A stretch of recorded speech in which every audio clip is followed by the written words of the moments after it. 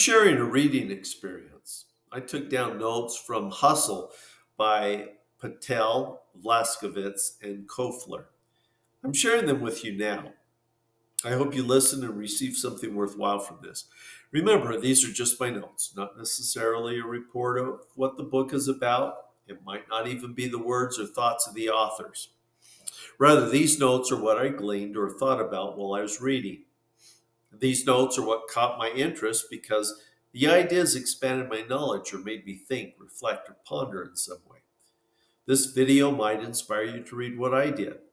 It's my hope that you'll search from the best books and gain information and ideas to help you to become a better person. The more you read, the better you'll think. And the better you think, the more you'll be able to face life's challenges successfully. Seneca said, "It's not because things are difficult that we dare not venture.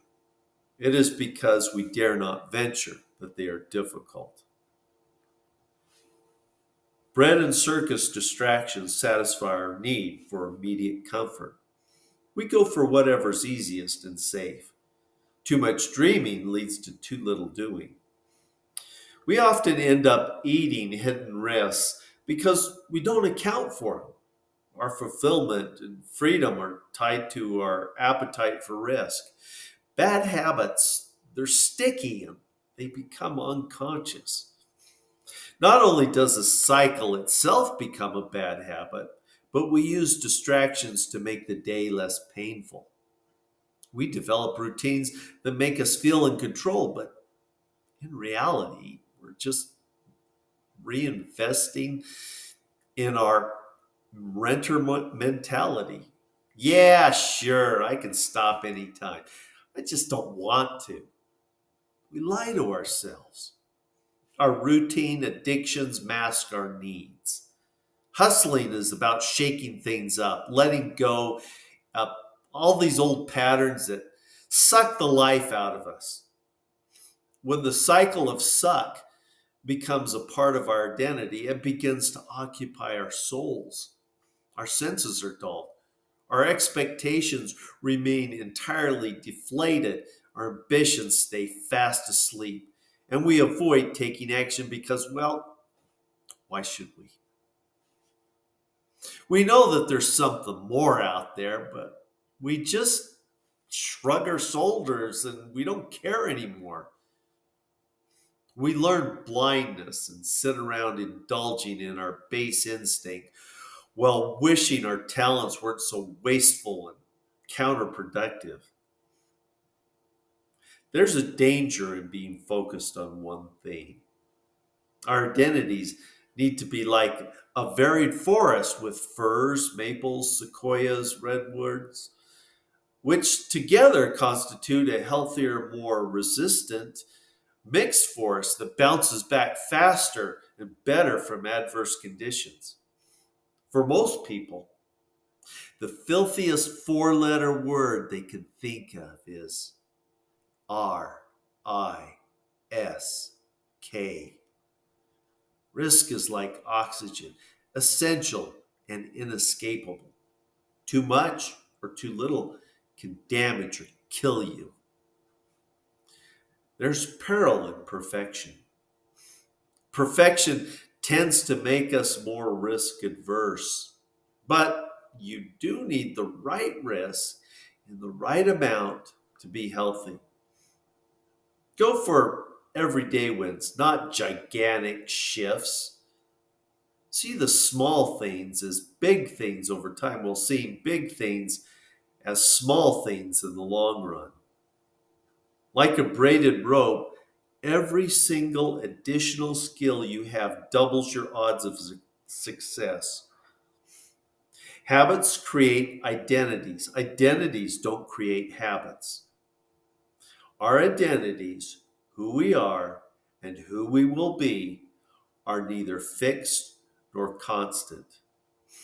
Your momentum will make the luck.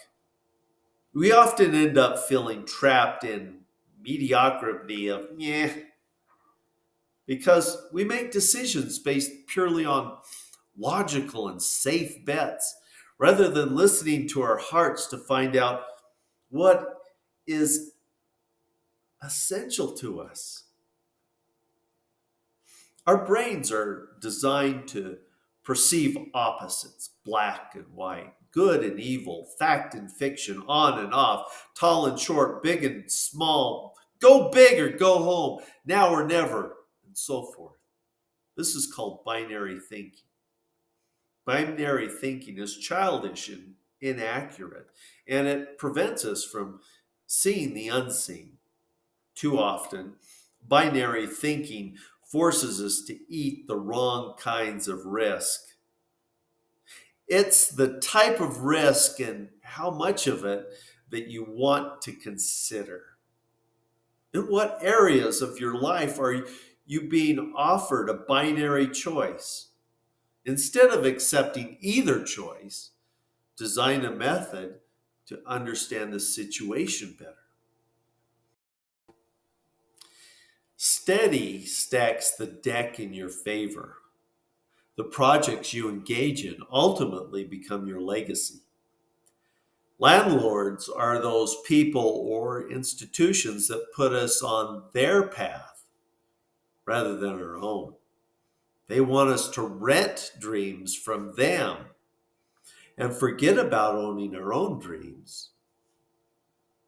Owning our own dreams as opposed to renting a dream from the landlord. Owning your own dreams means actively choosing your dream. You capture the upside of ownership and own up to the responsibilities for making it happen rather than sitting around wishing. Owning your dreams is the best way to realize more meaning and momentum. Our dreams aren't wrong necessarily, but our understanding of what wrong usually is. Many artists and free spirits never understand that the hole they're trying to fill up with too much meaning is like hyperoxia. What does that mean? Well, when you're trying to breathe, too much oxygen will kill you. Lifestyle and meaning have to be in a proportional relationship with each other. If the relationship between the two is disrupted or falls out of balance, then you're out of homeostasis. You need not go crazy in your hunt for meaning, nor put your life on the line to locate deeper significance. You can instead sink and find it in everyday corners of life. Finding meaning only requires increasing your awareness, discerning what matters from what doesn't. Learn to listen. Find small ways to give back, even if it's only a gesture like asking, "How can I help?" Find meaning in reflection. Go out of your way to say thank you. Accept compliments with a thank you. Spend time with people you enjoy. Connect with people at local gatherings and create meaning together. Life teaches us that we can always begin anew and continue the journey, continue experiencing, reflecting, recharging. It is only experience that can push us towards fulfillment and who we become. The only way to draw benefits from the hustle is by actually doing things. The doing reveals the real you, your purpose, your meaning. It's only revealed by hustling. Your real meaning becomes clear when you simply start swinging your spiritual, energetic, and enthusiastic focus at life. Focusing too much on self understanding is often counterproductive because we make ourselves, not discover ourselves. We draw an enhanced awareness of meaning through our day to day choices and experiences. Our hustle remains a lifelong quest to better understand the nature of our true selves, Staying present and mindful in the quest is the key.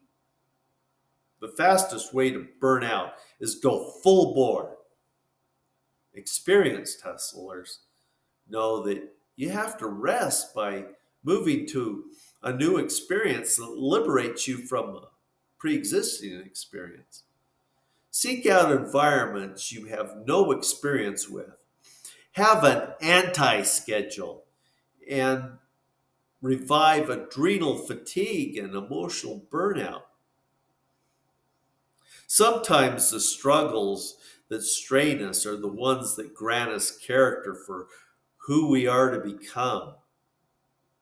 The hard part is silencing your inner critic and making a conscious commitment to keep going from what is to what could be. You're going to take some kicks along the way. Life is more messy than it is clean. Life is unpredictable. The process of going from today to tomorrow takes time. The truth is, it never ends. That's the mystery and the adventure wrapped together in one. When things go sideways, remember there's only two types of games in the world: the finite and the infinite. The finite game always begins and always ends with well defined rules. The purpose of those rules is to ensure the game ends. An infinite game has no end or beginning, and the rules are fluid. If the rules threaten to make the infinite game into a finite game, you must change the rules. Keep playing and never stop hustling. We wish you luck in your hustle, but you don't need it. You're going to be too busy making your own luck. Thank you for joining me. Until next time, God care.